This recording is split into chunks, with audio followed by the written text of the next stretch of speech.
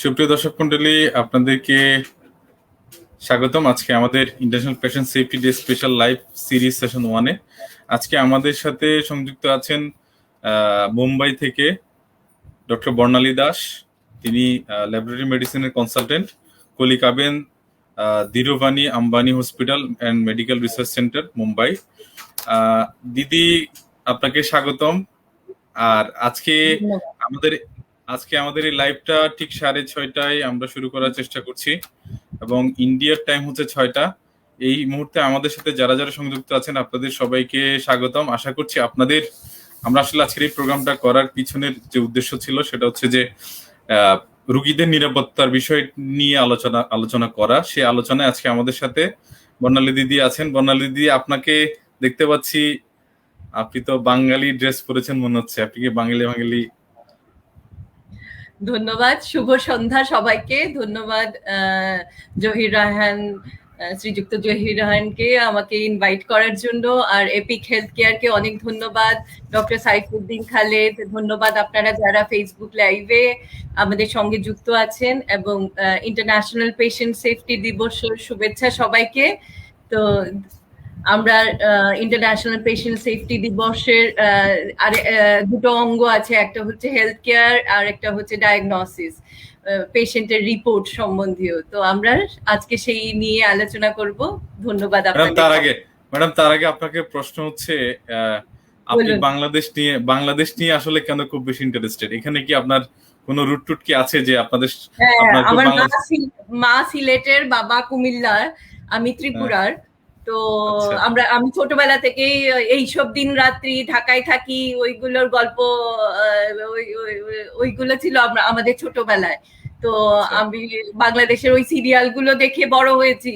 তারপরে বিভিন্ন উপন্যাস, গল্প সবসময়ই পূব বাংলা, পশ্চিম বাংলা, ত্রিপুরা একসঙ্গে জড়িত। সবসময় আমরা দেখেছি বইমেলাগুলোতে সবসময় বাংলাদেশের কবি সাহিত্যিকরা আসতো। আমরা ওনাদের ওই শামসুর রহমানের কবিতা আমার খুব প্রিয়, হুমায়ুন আহমেদ আমার খুব প্রিয়। ম্যাডাম, আমরা শেষের দিকে আপনার একটা কবিতা শুনবো আলোচনার পরে। হ্যাঁ বাবারে, ঠিক আছে ম্যাডাম। প্রথমে আপনাকে প্রশ্ন করি, সেটা হচ্ছে ইউজুয়ালি আমরা যখন পেশেন্টরা যখন ডক্টরের কাছে যাই, ডক্টররা কিন্তু কোনো একটা ল্যাব কিন্তু রেফার করেন, আমরা ল্যাব থেকে টেস্ট করে আসি। আমরা অ্যাজ এ রুকি কিন্তু আমরা বলতে পারি যে আমরা বলি যে আমার রিপোর্টটা খুব শুদ্ধ, একদম খুব ভালো। মানে এখানে কি আসলে কি ভালো খারাপ এরকম কোনো কিছু কি আছে যে আদৌ কি ভালো হতে পারে সব, আবার কি খারাপ কি হতে পারে বা ভুল কি হতে পারে? কি মনে হয়? ভালো বা খারাপ আমরা সবসময় আমাদের দৈনন্দিন জীবনে যেমন সবসময় মানে সাদা কালোয় আমরা ওইটাকে মানে ওই করতে পারি না, পরীক্ষণ করতে পারি না। সবসময় গ্রে জিনিসটা বা ধূসর জিনিসটা থেকেই যায় আমাদের যেমন জীবনে, তেমনি কোনো ল্যাব রিপোর্টেও যে রিপোর্টটা খুবই ভালো, এই ভালো ল্যাব থেকে আসা রিপোর্টটা খুব ভালো, বা আর অন্য একটা ল্যাব থেকে রিপোর্ট সবই খারাপ, এরকম কিছু হয় না। তো রিপোর্টে অনেক সময় দেখা যায় যে ভালো বা খারাপ রিপোর্ট বলে কিছু হয় না। রিপোর্টে যেমন শুদ্ধ রিপোর্ট হয়, আবার অনেক সময় অনেক ল্যাবে ভুল রিপোর্টও একটা আটটা চলে যায়। সেটা বিশ্বের খতিয়ান। আমরা দেখা গেছে যে পশ্চিমী দেশগুলোতেও এইগুলো ডেটা বা মেটা অ্যানালাইসিস পাবলিশ হয়। তো এরকম কিছু হয় না যে একেবারেই জিরো এরার বা 0% এরার কোনো ল্যাবে, সেটা কোনো দেশেই কোনোখানেই সম্ভব নয়। তো আমি যেমন মুম্বাইয়ে কোকিলাবেন ধীরুভাই আম্বানি হসপিটালের সঙ্গে যুক্ত আছি, তো সেখানেও আমরা দেখি যে ল্যাবে আমাদের কতগুলো প্রোটোকল ফলো করতে হয়। আমরা চেষ্টা করি যে জিরো এরর রিপোর্ট বা জিরো এরর বা জিরো ভুল, কিন্তু শূন্য পরিমাণে, কিন্তু এটা সবসময় যে সম্ভব হচ্ছে সেরকম নয়। ম্যাডাম, আমরা খুব কিছুদিন আগে আমি একটা আর্টিকেল পড়ছিলাম যে আমেরিকার ক্ষেত্রে একটা ডেটা পেয়েছিলাম 65% এরর কিন্তু স্যাম্পল কালেকশনের আগে হচ্ছে। সো এই সাউথ এশিয়ার পার্সপেক্টিভে কোনো ডেটা কি আছে যে এই জায়গায় এই ভুলগুলো হতে পারে এরকম? হ্যাঁ, বিভিন্ন জায়গা থেকে, এশিয়ার বিভিন্ন জায়গা থেকে, যদিও কম আমাদের ডেটা, আমরা মানে ওই আমাদের যে প্রবণতাটা যে ডিসক্লোজার বা আমাদের যে এরর টা ডিসক্লোজার করার, সেইটা ডেটা আমাদের কম, কিন্তু দেখা গেছে যেমন বিদেশে আমরা দেখি যে 70% প্রি অ্যানালাইটিক্যাল ভুলগুলো দেখা যায়, যে 70% থেকে পর্যন্ত পূর্ব পরীক্ষণে যে ভুলগুলো হয়, প্রি অ্যানালাইটিক্যাল স্যাম্পল কালেকশন ওইগুলো। তো এখানে দেখা যাচ্ছে যখন আমাদের মানে ডেভেলপিং কান্ট্রি গুলোতেও করা হয়েছে সমীক্ষণ, তো সবচেয়ে বেশি মাত্রায় ভুল আমরা দেখেছি যে পূর্ব পরীক্ষণ সংক্রান্ত বা প্রি অ্যানালাইটিক্যাল বা প্রি এক্সামিনেশন ফেজে। আচ্ছা ম্যাডাম, আমরা তো মানে আমাদের সাথে আমরা যখন কোনো ফ্যাক্ট অ্যানালাইসিস করি, আমরা তো প্রথমেই বলি যে উন্নত বিশ্বে কি হয়। সো উন্নত বিশ্বে কি আমরা কি ঠিক সেম স্টাইলে উন্নত বিশ্বের মতো করে আছি, নাকি উন্নত বিশ্ব থেকে অনেক পিছিয়ে আছি বা আগে আছি? মানে কি মনে হয় আপনার কাছে, মানে আমাদের যে ভুল তাদের ক্ষেত্রে কি সেম ভুল, বা তাদের মধ্যে আমাদের আসলে পার্থক্যটা কোথায়? উন্নত বিশ্বের যদি পরিসংখ্যান দেখা যায়, উন্নত বিশ্বে পরিসংখ্যান অনেক বেশি, কারণ কি উন্নত বিশ্বে ওই ডিসক্লোজারটা বেশি হয়, আর অনেক বেশি ডেটা অ্যানালাইসিসটা অনেক বেশি। যেমন উন্নত বিশ্বে যদি দেখা যায় 283 থেকে 8300 ল্যাব রেজাল্টে একটা এরর বা ত্রুটি দেখা যায়। সেই ক্ষেত্রে যেমন 900 থেকে 2000টা রোগীর মধ্যে একটা এরর ইনসিডেন্ট দেখা যায়। সেই ক্ষেত্রে যখন আমরা দেখা গেছে পরিসংখ্যানগতভাবে বিভিন্ন ল্যাবের যখন দেখা গেছে, সেটা 70%ই অ্যারাউন্ড 65 থেকে 70%-এর মধ্যেই প্রি অ্যানালাইটিক্যাল এরর গুলো দেখা যায়, কিন্তু মানে এত মানে ডিটেলসে ডেটা অ্যানালাইসিস নেই। আর উন্নত বিশ্বে যেমন দেখা গেছে বিভিন্ন টোটাল টেস্টিং প্রসেসটা আমরা যখন বলি, টোটাল টেস্টিং প্রসেসে আসলে আমরা বলি ওইটাকে ব্রেইন টু ব্রেইন লুপ বা লুডেনবার্গ লুপ বলি। যেমন ক্লিনিশিয়ান, একজন রোগী নিজের বিভিন্ন অসুবিধা নিয়ে পেশেন্ট ক্লিনিশিয়ানের কাছে গেল বা ডাক্তারের কাছে গেল, তারপর ডাক্তার টেস্টটা অর্ডার করলো। ডাক্তার যখন টেস্টটা অর্ডার করলো, তারপর এটা টোটাল টেস্টিং প্রসেসের মাধ্যমে আসে। প্রথমে আসে যে টেস্ট অর্ডার, তারপরে স্যাম্পল কালেকশন হলো, স্যাম্পল কালেকশন হওয়ার পরে স্যাম্পলটা ট্রান্সপোর্ট হলো ল্যাবে, তারপর ল্যাব অ্যাকসেপ্ট করলো, তারপরে তারও পূর্ব পরীক্ষণ প্রিপারেশন আছে, যেমন সেন্ট্রিফিউগেশন, তারপরে অ্যানালাইসিস বা পরীক্ষণ বা এক্সামিনেশন, তারপরে রিপোর্টিং এর পরে ইন্টারপ্রিটেশন, তারপরে আবার ডাক্তারের কাছে গেছে। তো দেখা যাচ্ছে পরিসংখ্যানে যে আপনি যদি শুরু করেন টেস্ট অর্ডার থেকে শুরু করলে টেস্ট অর্ডারে বিভিন্ন রকমের ভুল হতে পারে। যেমন আমরা কোভিড এর ক্ষেত্রেই দেখতে পারি যে RT-PCR বলে গোল্ড স্ট্যান্ডার্ড। ডাক্তার হয়তো বলে দিলেন, ভাই তোমার জ্বর হয়েছে বা সর্দি কাশি, একটা কোভিড টেস্ট করিয়ে নাও। তো পেশেন্ট সেটাকে কি বুঝবে? এটা কি RT-PCR টেস্ট করাবে, নাকি সে অ্যান্টিজেন টেস্ট করাবে, র্যাপিড অ্যান্টিজেন টেস্ট করাবে? অনেক সময় পেশেন্ট গিয়ে ল্যাবে দেখেছে যে অ্যান্টিবডি টেস্ট হচ্ছে, তো গিয়ে পেশেন্ট ভুল করে অ্যান্টিবডি টেস্ট, যখন তার জ্বর সর্দি কাশি, গিয়ে অ্যান্টিবডি টেস্ট করিয়ে নিচ্ছে। তো সেই ক্ষেত্রে টেস্টিং, যেমন টেস্ট অর্ডারে এরর। তারপরে আছে যে বারকোড লেভেলিং এ হয়তো হাসপাতালের মধ্যে সিস্টার বা ফ্লেবোটমিস্ট স্যাম্পল কালেক্ট করলো, তো সেই কালেকশনের সময় কি হয়, অনেক সময় পেশেন্টের হাতে ড্রিপ চলছে, তো ওই ড্রিপের যেখানে যে হাতটায় চলছে সেইখান থেকে সেই হাতটায় স্যাম্পল কালেক্ট করলো, তখন কি হয় যে চান্স থাকে যে ডাইলিউশন, রিপোর্ট গুলো সব কম ভ্যালু এলো, সেটাও এক ধরনের এরর। তারপরে আবার হলো যে হয়তো 2-3টে পেশেন্টের একসঙ্গে স্যাম্পল কালেক্ট করলো, তারপরে যখন পেস্ট করতে গেল বারকোড, তখন একটা পেশেন্টের আরেকটা বারকোড, আরেকটা পেশেন্টের বারকোড পেস্ট করলো, তো সেটাও এক ধরনের এরর। এমনি আবার স্যাম্পল কালেকশন করার সময় যখন সিলেকশন করা হয়, যেমন ফাস্টিং স্যাম্পল দরকার কোনো টেস্টে, অনেক ল্যাব যেমন ফোলেট টেস্টিং এ ফাস্টিং স্যাম্পল করে না, তেমনি লিপিড প্রোফাইলে এখন বলে যে যেমন ফাস্টিং স্যাম্পল, তেমন আপনারা মানে খাওয়া দাওয়ার পরেও লিপিড প্রোফাইল স্যাম্পল নেওয়া যায়, এরকম না যে 12 আওয়ার ফাস্টিং বা 8 আওয়ার ফাস্টিং জরুরি। তো সেইগুলো আমাদের আপডেট করা দরকার।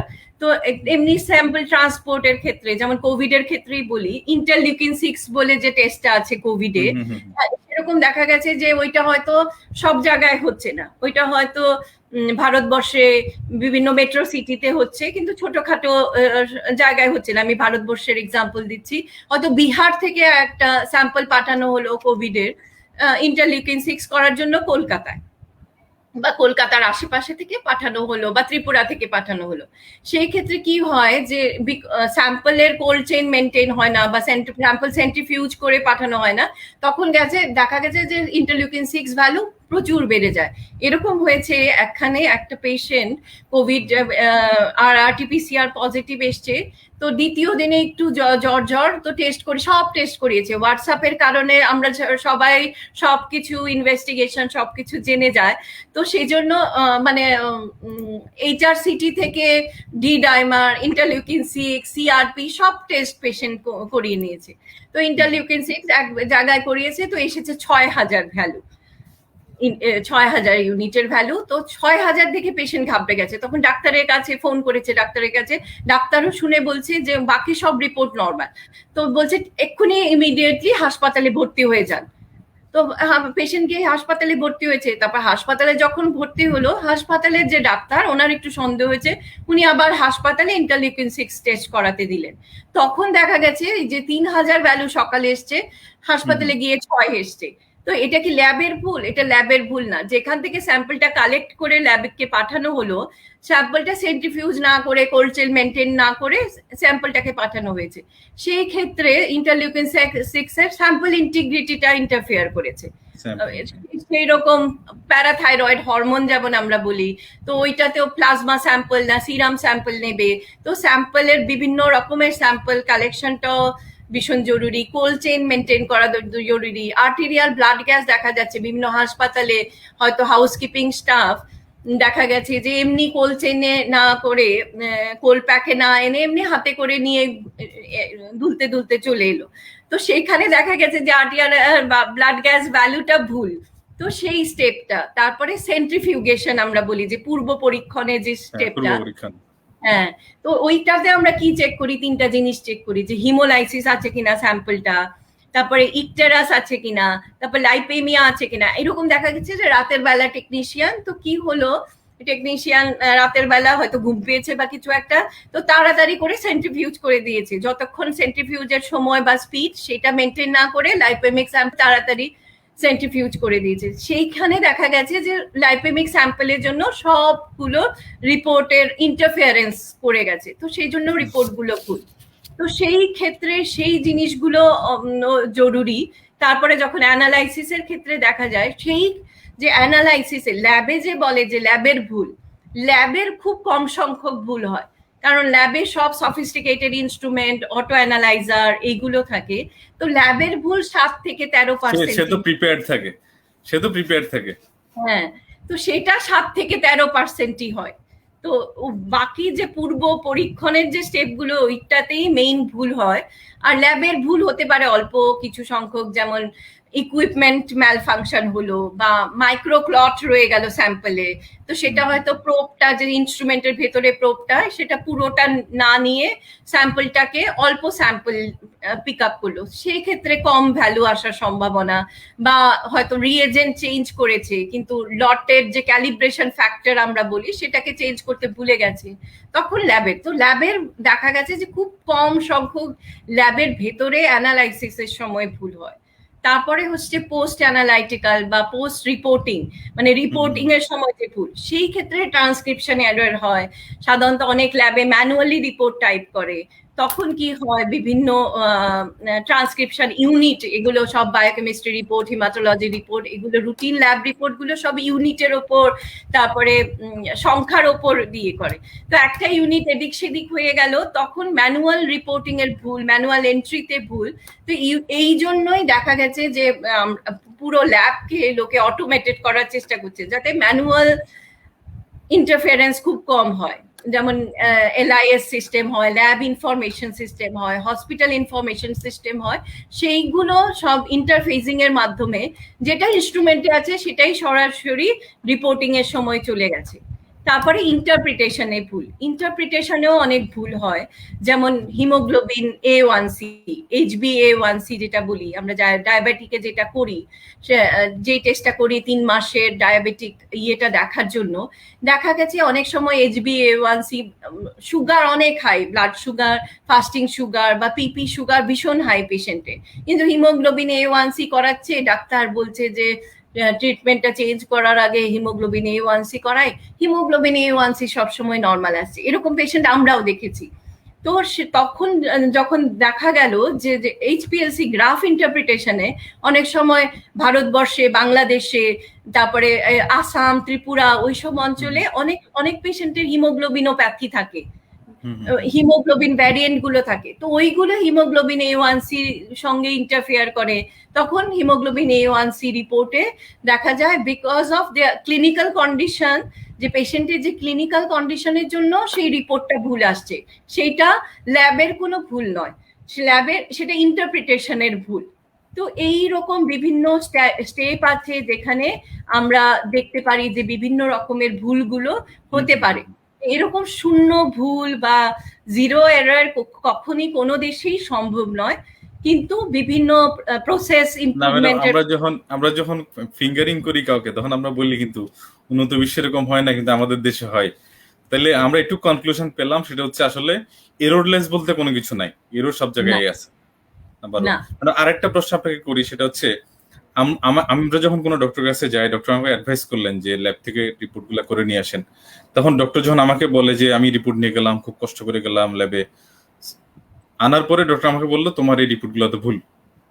তখন আমার এজ এ পেশেন্ট হিসেবে আমার কি করা উচিত? আবার আমি যে ভুল বলছি, আমার একজন পেশেন্টকে আমি যখন ভুল বলছি, তখন আমার ডক্টর হিসেবে আমার রেসপন্সিবিলিটি কি?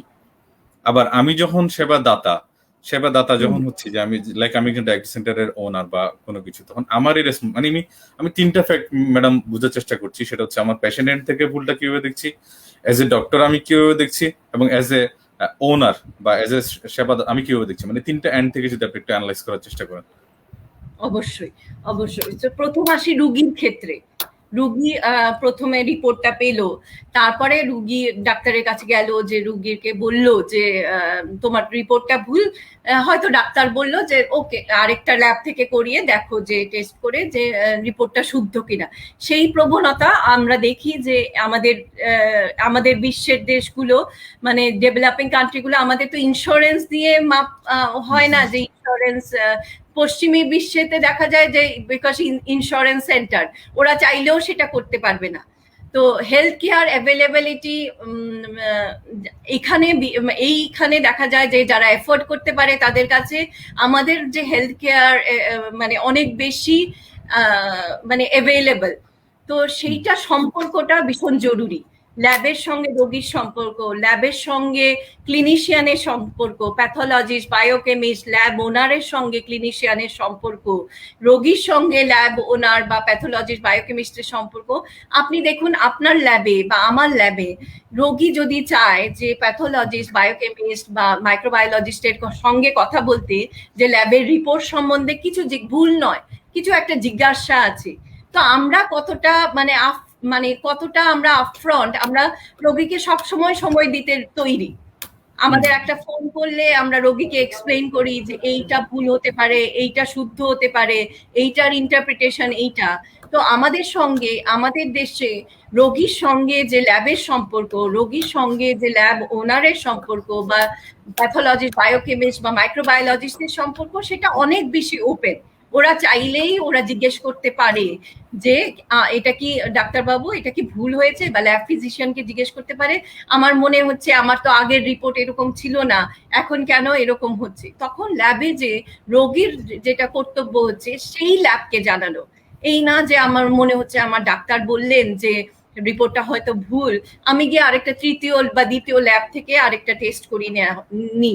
যেটা প্রবণতা আমাদের দেশে দেখা গেছে, সেইটা করা উচিত নয়। সেই ক্ষেত্রে ল্যাবকেও জানানো হয় না, ল্যাবও ওয়াকিবহাল নয় যে এটা কিন্তু খুব কমন, যে মানে আমি একটাতে গেলাম, আমি বললাম যে এটা ভালো না, এটা আরেকটা থেকে করে আসেন। তাহলে আমি কিন্তু মানে পেশেন্টের কিন্তু একটা হ্যারাসমেন্ট হচ্ছে, সে তার পকেট থেকে টাকা বেশি যাচ্ছে, নাম্বার 1। নাম্বার 2 হচ্ছে যে সেই পেশেন্টটা যে অন্য লেবে চলে গেল, তাহলে এই লেবের আসলে ভুল কোন জায়গায় ছিল সেই অ্যানালাইজ করার সুযোগটা পেল না, কিন্তু বা নিজেকে কারেকশন করার সুযোগ না। হ্যাঁ, ল্যাব কাস্টমার হারালো, পেশেন্ট সেই ল্যাবটাকে হারালো, সেই ল্যাব হয়তো সত্যিই ভালো, কি জন্য আমি একটা যেমন এক্সাম্পল দেই, এই আমি আপনাদেরই একটা ফেসবুক লাইভ দেখেছিলাম কিছুদিন আগে, যখন আপনি পাঠিয়েছেন রিকোয়েস্টটা রিমাটোলজির উপরে মনে হয় কিছুদিন আগে। তো ওই রিমাটোলজিস্টদের যেটা কমন দেখা গেছে, রিমাটোলজিস্টের সঙ্গে কেমন ল্যাবের সম্পর্ক, একটা উদাহরণ দিই। একটা রোগী এরকম জয়েন্ট পেন তারপর আদার সিমটমস নিয়ে প্রথম রিমাটোলজিস্টের কাছে গেল বা ফিজিশিয়ানের কাছে গেল, তখন উনি 2-3টে test, RF, rheumatoid factor, ANA test, anti nuclear antibody test দিলেন। তো রোগী সেইটা নিয়ে একটা ল্যাবে স্যাম্পল দিল। তো ANA test, anti nuclear antibody test, immunofluorescence মাইক্রোস্কোপির মাধ্যমে আমরা দেখলাম যে ওই টেস্টে ওইটা 1+ বা নেগেটিভ এসছে। তো আমরা দিলাম যে 1+ হচ্ছে মানে ওইটা ক্লিনিক্যালি কোরিলেট করো, মানে এটা ভেরি ইনসিগনিফিকেন্টলি পজিটিভ, বা ওইটা হয়তো এনএ রিপোর্ট নেগেটিভ এলো। তো পেশেন্ট ওই রিপোর্টটা নিয়ে ক্লিনিশিয়ানের কাছে গেলেন। তো দুটো জিনিস হওয়ার সম্ভাবনা, ক্লিনিশিয়ান ভাবলেন যে ওই হয়তো সিমটমসটা অন্য কিছুর, তো আশা মানে এনএ রিপোর্ট যেহেতু পজিটিভ নয়, বাকি রিপোর্টগুলো পজিটিভ নয়, তো ক্লিনিশিয়ান বললেন ঠিক আছে, আপনি সিমটমসটা এই ওষুধ না দিয়ে বললেন যে আপনি মনিটর করুন, আপনি আবার 3 মাস পরে আসুন। তো রোগী কি ভাবলো সেইখানে, যে হয়তো এই ক্লিনিশিয়ানই মানে ভুল। তো ওই রিমাটোলজিস্ট থেকে আরেকজন রিমাটোলজিস্টের কাছে 1 মাস পরে আবার দেখাতে গেলেন। তখন ওই রিমাটোলজিস্ট হয়তো কোনো হাসপাতালে বা কোনো ল্যাবের সঙ্গে যুক্ত আরেকটা ল্যাবে পাঠালো ইনভেস্টিগেশন এনে করতে। তখন হ্যাঁ, সেম পেশেন্টকে তখন রোগীর কি হলো, রিমাটোলজিতে যেটা হয়, যেমন এসএলই বলি বা কানেকটিভ টিস্যু ডিসঅর্ডারে, হয়তো প্রথম যে ডাক্তারের কাছে গেছে তখন সিমটমসটা ফ্লোরিড নয়, কিন্তু যখন দ্বিতীয় ডাক্তারের কাছে গেল তখন সিমটমস গুলো ফ্লোরিড। তখন যখন এএনএ টেস্ট পাঠালো ইমিউনোফ্লোরোসেন্স মাইক্রোস্কোপির মাধ্যমে, তখন দেখা গেছে যে এএনএ টেস্ট হোমোজিনাস বা স্পেকেল প্যাটার্ন পজিটিভ, 2+ পজিটিভ। তো ওই রিমাটোলজিস্টকে পেশেন্টটা কি ভাবলো, ওই রিমাটোলজিস্ট খুব ভালো আমার ডায়াগনোসিস করেছে, ওই ল্যাব খুব ভালো ডায়াগনোসিস করেছে, কিন্তু ওই ল্যাবও যদি ওই টেস্টটা 1 মাস আগে করতো সেটাকে নেগেটিভ রিপোর্ট দিত, বা ওই রিমাটোলজিস্ট নেগেটিভ আসতো। আমাদের ওই যে ডিফারেন্ট পার্সপেক্টিভ গুলো রিলেটিভ। তো আমরা ভাবলাম যে ওই হয়তো ওই ক্লিনিশিয়ান ভুল করেছেন বা ওই ল্যাব ভুল, ওইভাবে আমরা একটা মন গড়া একটা হাইপোথিসিস করে দেওয়া। তো সেইটা একটা জিনিস হয়। তো সেই জন্য রোগীর দরকার যে ল্যাব থেকে হয়েছে সেই ল্যাবকে ওয়াকিবহাল করা, যে আমার মনে হচ্ছে আমার ক্লিনিশিয়ান বলছেন যে এই ল্যাব রিপোর্টটা ভুল আছে, আমি কি করতে পারি। তো সেটা খুব জরুরি, কারণ যে কোনো ল্যাব ওনার বা lab pathologist, biochemist, microbiologist, all lab physician wants মানে চায় যে শুদ্ধ রিপোর্ট দেওয়া, রোগীর সেবা করা।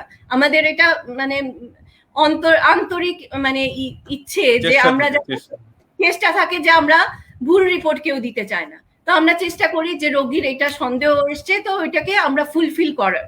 তো সেই ক্ষেত্রে রোগীর উচিত যে ওই ল্যাবকে জানানো, ক্লিনিশিয়ানের উচিত একটা ফোন করে ওই ল্যাবের সঙ্গে রোগীর যে সম্পর্ক, যে ল্যাবের ওনারকে বা ল্যাবের যে কর্মকর্তাদের জানানো যে মনে হচ্ছে ওই রিপোর্টটার মধ্যে ক্লিনিক্যালি কোরিলেট করছে না, আপনারা কি আবার আরেকটা ফ্রেশ স্যাম্পল নিয়ে বা আপনারা কি দেখবেন ওইটাতে কোনো ভুল হয়নি। তো ক্লিনিশিয়ানের উচিত ল্যাবের সঙ্গে সেই সম্পর্কটা বজায় রাখা, তো সেইটা ভীষণ জরুরি। ম্যাডাম আরেকটা প্রশ্ন করি, মানে আমরা সেবাদাতা হিসেবে আমরা তো অনেক সময় নিজেদেরকে ভাবি যে আমরা দেবতা, সেবা দেওয়ার ক্ষেত্রে তাকে আসতেই হবে, সেবা নিতেই হবে, কিন্তু এই যে রেগুলার একটা কারেক্টিভ মেজার নেওয়া পেশেন্টের, আলটিমেটলি তো আমরা পেশেন্ট সেফটিটা আমাদের মানে মুখ্য বিষয়, সেক্ষেত্রে মানে আমাদের দায়িত্বটা কেমন? আমাদের একটা কথা, মানে আমাদের যেমন একটা যদি বলি, আমরা সব কোভিড এর সময় সবাই বাড়িতে মানে বন্দি, বা মানে হাসপাতালের মধ্যে বন্দি, মানে হাসপাতাল বাড়ি করছি বা ল্যাব বাড়ি করছি। তো আমরা সবাই চাই কোভিডটা শেষ হোক, তারপরে আমরা হয়তো আমি হয়তো বাংলাদেশ ঘুরতে যাব, বা অন্য কেউ আপনারা হয়তো ভারতবর্ষে ঘুরতে আসবেন, বা কেউ প্ল্যান করে রেখেছে কোনো কনফারেন্সে যাবে বা কোনো ভ্যাকেশনে যাবে। তো সেই ক্ষেত্রে ভাবুন দুটো পাইলট, একটা পাইলট সবসময় ল্যান্ডিং এর সময় বিভিন্ন, একবার এখানে ল্যান্ড করছে, একবার ওইখানে ল্যান্ড করছে, একবার এখানে ল্যান্ড করছে, রানওয়েতেই ল্যান্ড করছে, কিন্তু বিভিন্নভাবে ভ্যারিয়েশন, আমরা ওইটা পিকচার দেখাই, আমি যখন প্রেজেন্টেশন দিই তখন ওই পিকচারটা দেখাই। আরেকটা পাইলট ওই যে রানওয়ের যে টার্গেটটায় ওইটাতেই সবসময় আশেপাশে ওইটার কাছেই সবসময় ওই করছে, ল্যান্ড করছে। তো কোন পাইলটটাকে আমরা চুজ করব? আমরা সবসময় চুজ করব যে পাইলট যে টার্গেটে সবসময় দিচ্ছে, সেই রকম আমরা হচ্ছে আমাদের ল্যাবের পাইলট, ল্যাব ফিজিশিয়ান, ল্যাব ওনার, ল্যাবে যারা কাজ করছে, ডায়াগনস্টিশিয়ান, তারা হচ্ছে ল্যাবের পাইলট। আমাদের ক্লিনিশিয়ানরা, আমাদের রোগীরা, আমাদের সেবা নিচ্ছে যারা, তারা হচ্ছে যে প্যাসেঞ্জার। তো তো ওইটা কি ডিপেন্ড করে আমাদের সঙ্গে ওদের সম্পর্কটা। আপনি যখন দেখবেন যে এয়ারওয়ে কটা, এরা বলে যে এয়ারওয়ে যখন প্রসেস এক্সেলেন্সের কথা আসে, মানে এদের যে কোয়ালিটিটা 6 সিগমারও অনেক বেশি, এরা মেবি 20 সিগমা মেট্রিক্স হিসেবে আমরা বলি। এয়ারওয়ে কখনো রানওয়ের বাইরে গিয়ে কটা ফ্লাইট ভুলভাল ল্যান্ড করছে, আপনি পরিসংখ্যানে সেটা অনেক কম। তো সেই রকম আমাদের ল্যাবের লাইফটাও, আমাদের যে হাসপাতালে আমাদের যে পরিসংখ্যানগত ভাবে আমাদের যে হেলথ কেয়ার ডেলিভারিটাও সেরকম। সেটা অনেকটা এয়ার ইন্ডাস্ট্রি, মানে এরোপ্লেন আর এয়ার ইন্ডাস্ট্রির সঙ্গে তুলনা করা যায়। তো আমাদেরও যে প্রসেস এক্সেলেন্সটা, আমাদেরও ভাবতে হবে আমরাই পাইলট। আর আমাদের নিজেকে দেবতা ভাবলে চলবে না। পাইলট যদি নিজেকে দেবতা, এখানে আরেকটা কোয়েশ্চেন করি, সেটা হচ্ছে এই যে ভুল, আমি পেশেন্ট হিসেবে সিদ্ধান্ত কিন্তু, যেহেতু মানে অ্যাজ এ পেশেন্ট আমি কিন্তু সব জায়গায় যাচ্ছি, সিদ্ধান্তটা কিন্তু আমার নিজের সিদ্ধান্ত, কিন্তু ডক্টর আমাকে কিছু জায়গায় তো রেফার করেন বা সাজেশন দেন, কিন্তু রুগী হিসেবে যখন আমি এতগুলো ভুলের মধ্যে বসবাস করছি, তখন আমার রুগী হিসেবে দায়িত্বটা কি? মানে আমার ল্যাব নির্বাচনের দায়িত্বটা কেমন হতে পারে? আমি কিভাবে কোন প্রসেসে কোন মাপকাঠিতে বলবো যে আমি এখানে যাব বা এখানে যাব না, বা এখানে এরর বেশি হচ্ছে বা এখানে কম হচ্ছে, এরকম মানে রুগী হিসেবে আমার দায়িত্বটা কোথায়? প্রথমত দেখুন, সেটা ডিপেন্ড করছে রিসোর্সের উপরেও। প্রথমত আমরা দেখি যে অ্যাক্রিডিটেশন, যেটা একটা নির্ভরযোগ্য অ্যাক্রিডিটেটেড প্রতিষ্ঠান, অ্যাক্রিডিটেটেড ল্যাব কিনা, সেটা আমরা 1 নম্বর দেখি। দ্বিতীয় নম্বর আমরা দেখি আমাদের সঙ্গে ল্যাবের সম্পর্কটা কিরকম।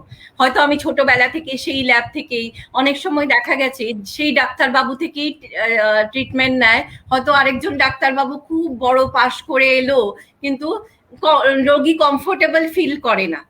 তো সেই রিলেশনশিপটাও খুব মানে জরুরি। সেই জন্যই আমাদের নিজেদের সুপিরিয়র ভাবা, সেটা খুব বেশি, খুব মানে একটা দুর্বল চিন্তার মনস্কের পরিচয়। আমাদের ভাবতে হবে যে আমরা রোগীকে সেবা দিচ্ছি।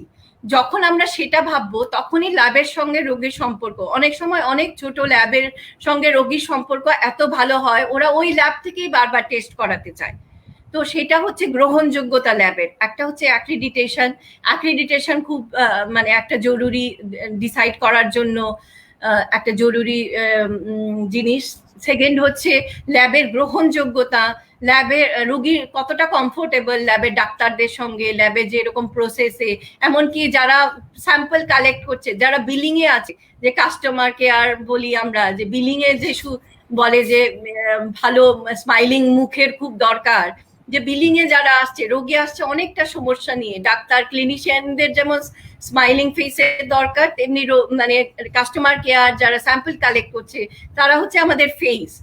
ল্যাবের ডাক্তারদের সবসময় রোগী দেখতে পাচ্ছে না, তো তাদের যত স্মাইলিং ফেসই হোক, ওরা ল্যাবের ডাক্তারকে দেখতে পাচ্ছে না। কিন্তু ওই কাস্টমার কেয়ারে যে বিলিং জেনারেট করছে বা যে ফ্লেবোটোমিস্ট স্যাম্পল কালেক্ট করছে, ওদের সুন্দর করে কথা বলা, ওদের কম্পিটেন্সি অ্যাসেসমেন্ট, ওদের ট্রেনিং, ওরা রোগীর সঙ্গে যোগাযোগ করছে।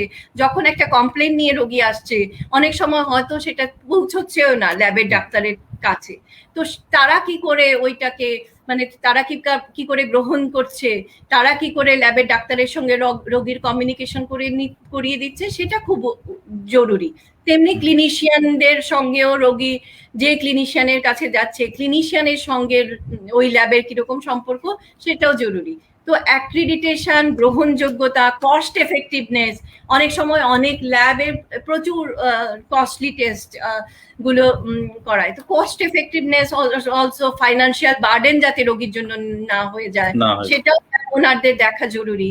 তো কস্ট এফেক্টিভনেস এইগুলো জিনিস, আর কোয়ালিটি প্রসেস কি করে করছে, প্রোটোকল কি করে করছে। একটা ল্যাবের ভেতরে যে কেউ ঢুকলে আমরা যেমন অ্যাসেসমেন্ট করতে যাই অ্যাক্রিডিটেশন বডির জন্য, যেমন কলেজ অফ আমেরিকান প্যাথোলজিস্টের আমি ইন্সপেক্টর, তারপরে NABL এর আমি অ্যাসেসর। তো আমরা যখন ঢুকি তখন বুঝতে পারি ওই ল্যাবটা কিরকম হতে পারে।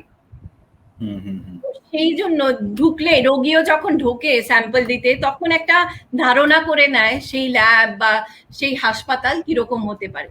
তো সেটা খুব জরুরি, যে গ্রহণযোগ্যতাটা খুব জরুরি। আচ্ছা ম্যাডাম, আমরা যখন এরকম কমপ্লেইন পাই ইউজুয়ালি, যখন পেশেন্টরা বলে যে মানে এরকম ভুল, তখন আপনারা আপনাদের দেশে কিভাবে নেন আসলে, মানে এটা জিনিসটা কিভাবে হ্যান্ডেল করেন? আমরা আমি তো ইউজুয়ালি মানে আমি দুই পক্ষ হয়ে গেছি, আমরা এখন বাংলাদেশের ইন্ডিয়া হয়ে গেছি কোয়েশ্চেনটার ক্ষেত্রে। আপনারা আসলে কিভাবে হ্যান্ডেল করেন? অবশ্যই আমরা সত্যি কথা বলতে কি আমাদের আর বাংলাদেশের আমাদের মনের দিক থেকে আমরা অনেকটা একরকম। তো সেই জন্য আমাদের মানে আমরা কোনো সমস্যা কি করে হ্যান্ডেল করি ওইটাও অনেকটা একরকমই, মানে আমাদের চিন্তাধারাটাও অনেকটা একরকমই।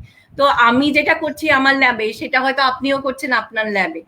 সেই চিন্তাধারাটা আমি দেখেছি ভারতবর্ষ এবং বাংলাদেশে এবং বিভিন্ন আশেপাশের দেশগুলোতেও অনেকটা একরকম। তো আমরা কি করি, যখন কমপ্লেইন আসে তখন দু রকমের লোক, যেমন আমাদের দু রকমের ল্যাব দেখা যায়।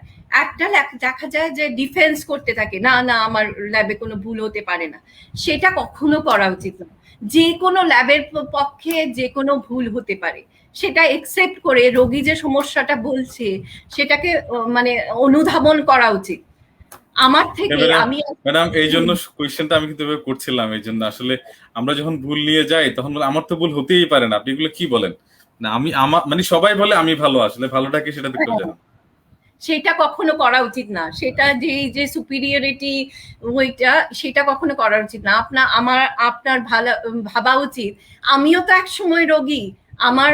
আমি যখন কিছু একটা মানে হয়তো আমার স্টাফ একজন একটা ভুল করলো ছোটখাটো, তখন আমি কি এক্সাম্পল দেই যে এটা তো আমিও হতে পারি, যে আমিও তো ওই পেশেন্টটা হতে পারি। যে তুমি যে পেশেন্টের রুডলি কথা বললে বা পেশেন্টটাকে অ্যাটেন্ড করলে না, তো ওইটা যদি আমি হতাম বা আমার ফ্যামিলির কেউ হতে, তুমি কি ওই রকম ভাবেই অ্যাটেন্ড করতে? তো সবসময় ভাবা উচিত রোগীটা আমিও হতে পারি কালকে। তো সেইটা, আর রোগী তখন এত অসুবিধার মধ্যে আসে, সেইটাকে অনুধাবন করা উচিত। তখন যেমন রোগী সমস্যা নিয়ে আসলো, তো আমরা সেটাকে একসেপ্ট করি, হতে পারে যে ল্যাবের এরর। তখন আমরা টোটাল টেস্টিং প্রসেসটাকে ভাগ করে নিই। তো প্রথমেই আমরা দেখি যে ইনস্ট্রুমেন্টের যে প্রিন্ট আছে, রোগীর ভাবুন ক্রিয়াটিনিন ভ্যালু, রোগী হয়তো বললো যে আমার ক্রিয়াটিনিন এরকম ভ্যালু দিয়েছে 4, তো ক্রিয়াটিনিন সবসময় নর্মাল থাকে, আমার ক্রিয়াটিনিন 4 আসতে পারে না। তো ওকে, তা আমরা দেখি যে ল্যাবের প্রিন্ট আউটে কি আছে, বা রোগী আগে আমার ল্যাবে টেস্ট করিয়েছে কিনা, কিরকম ভ্যালু এসছে। তো আমরা ইনস্ট্রুমেন্ট প্রিন্টের সঙ্গে আমাদের যে রিপোর্টটা গেছে সেইটা প্রথমে চেক করি। তারপরে যাই স্যাম্পল ল্যাবে, একটা স্টোরের ক্রাইটেরিয়া আছে, স্যাম্পল স্টোর করে রাখে। কোনো ল্যাব 24 আওয়ার স্টোর করে, কোনো ল্যাব লিগাল কমপ্লিকেশনের জন্য 7 দিন স্টোর করে, বিভিন্ন ক্রাইটেরিয়া, স্টোরেজ ক্রাইটেরিয়া মেনে। কোনো ল্যাব 48 আওয়ার, 72 আওয়ার্স, অনেক সময় অ্যাডও করে। ক্লিনিশিয়ানরা হয়তো একটা রিপোর্ট পেলেন, তারপরে দ্বিতীয় দিন আবার রাউন্ডে এসে আরেকটা অ্যাড করতে চান। হয়তো স্যাম্পলটা ইন্টিগ্রিটি, ওই টেস্টের জন্য স্যাম্পল ইন্টিগ্রিটি মেনটেন হলে ওই স্যাম্পলেই আরেকটা টেস্ট অ্যাড হয়ে যায়। তো সেই জন্য ল্যাব ওইটা রেখে দেয়, ওইটাকে সেন্ট্রিফিউজ করে ওইটাকে অ্যালিকট করে রেখে দেয়। তো সেই ক্ষেত্রে আমরা যাই যে ওই প্রাইমারি টিউবটায় বারকোড ঠিক আছে কিনা, স্যাম্পলটা যখন কালেকশন করেছে ওই পেশেন্টের বারকোড, অন্য পেশেন্টের বারকোড তো ওইখানে আসেনি, ওইটা চেক করি। তারপরে ফিশ বোন অ্যানালাইসিস বা মাছের কাঁটা যেমন শাখা প্রশাখার মতো দেখা যায় না, ওই রকম ফিশ বোন অ্যানালাইসিস করি যে কোথায় আমাদের গ্যাপ অ্যানালাইসিস বা কোথায় আমাদের ভুল হতে পারে, ট্রান্সক্রিপশন এরর আছে কিনা, হয়তো ইউনিটটা ডিফারেন্ট, আমরা যেটা রিপোর্ট করছি ইউনিটটা ডিফারেন্ট, হয়তো ইউনিটটা আমাদের ভুল চলে গেছে, ওইটা দেখি, বারকোডের লেভেল দেখি, তারপরে HIL, হিমোলাইসিস, ইকটেরিয়াস আর লাইপোমিয়া চেক করি, তারপরে ইন্টারনাল কোয়ালিটি কন্ট্রোল, সব ল্যাবেই ইন্টারনাল কোয়ালিটি কন্ট্রোল চেক হয়, সব ল্যাবেই। আমরা যেমন প্রতিটা শিফটে বায়োকেমিস্ট্রি অ্যানালাইজারে দুটো লেভেল, অ্যাবনর্মাল লেভেল আর নর্মাল লেভেলের ইন্টারনাল কোয়ালিটি কন্ট্রোল হয়, ওইটা চেক হয়। তো ইন্টারনাল কোয়ালিটি কন্ট্রোল বা ইমিউনো অ্যাসে, TSH বা হরমোন এসেল গুলো তিনটা level of internal quality control থাকে। তো ইন্টারনাল কোয়ালিটি কন্ট্রোল ওইটা রেঞ্জে আছে কিনা, 3 স্ট্যান্ডার্ড 1-3S রুল বলে ওইগুলোকে, ওয়েস্টগার্ড রুল, ওইগুলো যে রেঞ্জে আছে কিনা, 1-3S রুল বা 2-2S রুল, অনেক সময় রুলে আছে কিন্তু হয়তো দেখা গেছে বায়াস বা ড্রিফট হচ্ছে, শিফট হচ্ছে, ওইগুলো চেক করি। তারপর অনেক সময় হয়তো রিএজেন্ট চেঞ্জ হয়েছে বা ক্যালিব্রেশন ফ্যাক্টর চেঞ্জ হয়নি, ক্যালিব্রেশন ফ্যাক্টর হয়তো চেঞ্জ করার দরকার ছিল, তো ওইটা চেক করি। তারপরে ভেরিফিকেশন চেক করি।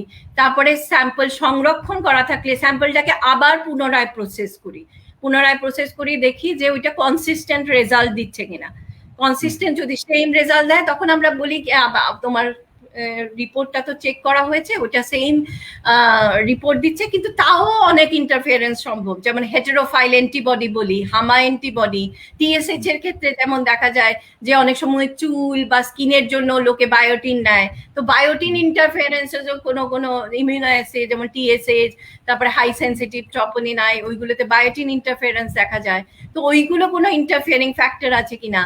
তারপরে আমরা বলি যে আচ্ছা ঠিক আছে, তাও পেশেন্ট মানে রোগী যখন বলছে যে না না আমার এরকম আসবে না, তাহলে একটা নতুন স্যাম্পল দাও, আমরা আরেকবার তোমার নতুন স্যাম্পলটাকে চেক করে দেখি। কিন্তু সেই ক্ষেত্রে আমাদের রোগী হয়তো আসছে 7 দিন পরে বা 3 দিন পরে, তো সেই ক্ষেত্রে আমাদের মানে রোগীকেও বলতে হবে যে দেখো আজকে যে স্যাম্পলটা এলো, 3 দিন আগে যেটা করিয়েছো 3 দিন পরেও যে স্যাম্পলে সেম ভ্যালু আসবে এরকম না, কিন্তু আপনি যেহেতু বলছেন সেহেতু আমি একবার চেক করে দেখছি। যেমন TSH সকালে যে স্যাম্পল, ম্যাডাম এখানে কিন্তু আমাদের দেশের মধ্যে কমন মিথ আছে, যে যেমন কিছুদিন একটা রিপোর্ট পড়ছিলাম, একজনের টেস্ট, সে একই মানুষ 5টা ল্যাবে 5 জনের রিপোর্ট পেয়েছে এবং সেটা নিয়ে নিউজ পর্যন্ত হয়েছে। আসলে ফ্যাক্ট হচ্ছে যে আপনি যেটা বললেন, তাকে কিন্তু শুরুতে কিন্তু কেউ ইনফর্ম করেনি যে এরকম বিভিন্ন কনসিকুয়েন্সে তোমার রেজাল্ট কিন্তু বিভিন্ন রকম হতে পারে।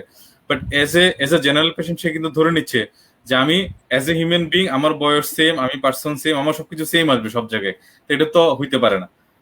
না, এমন TSH যেমন আমরা তো TSH সবাই থাইরয়েড ফাংশন টেস্ট করাই, কিছু হলেই থাইরয়েড ফাংশন টেস্ট ডাক্তারও লেখে, আমরাও করাই, নিজে থেকেও করাই।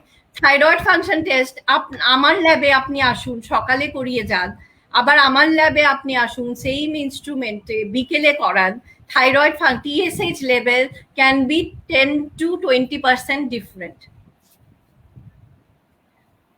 তো এইরকম বিভিন্ন ইন্ডিভিজুয়াল আমাদের বলে যে TSH এর সেট পয়েন্টটা বডিতে বিভিন্ন হতে পারে, ডায়োনাল ভ্যারিয়েশন, সকালে সন্ধ্যায় ডায়োনাল ভ্যারিয়েশন হতে পারে বিভিন্ন, আর বিভিন্ন এগুলো ল্যাবের ভুল নয়, ল্যাবের ভুল খুব কম হয়। তো বিভিন্ন যে ভেরিয়েবিলিটি গুলো আসে, সেই ভেরিয়েবিলিটি গুলো আমাদের বিভিন্ন কারণে হতে পারে। তো সেই জন্য এই সবগুলো চেক করে আমরা বলি যে ঠিক আছে এগুলো হতে পারে। তো সেই জন্য যদি দেখা যায়, এখন ভাবলাম যে এই পদক্ষেপগুলো যখন নিলাম, একটা পদক্ষেপে ধরা গেল যে আমাদের ভুল হয়েছে, হয়তো ইউনিটটা যেটা হলো, ইউনিটটা ভুল করে যে ট্রান্সক্রিপশনের সময় ভুল ম্যানুয়াল এন্ট্রি হয়েছে, সেই ক্ষেত্রে কি হয়, আমাদের প্রবণতা হয় কি পেশেন্টকে না ইনফর্ম করা, ডিসক্লোজার না করা।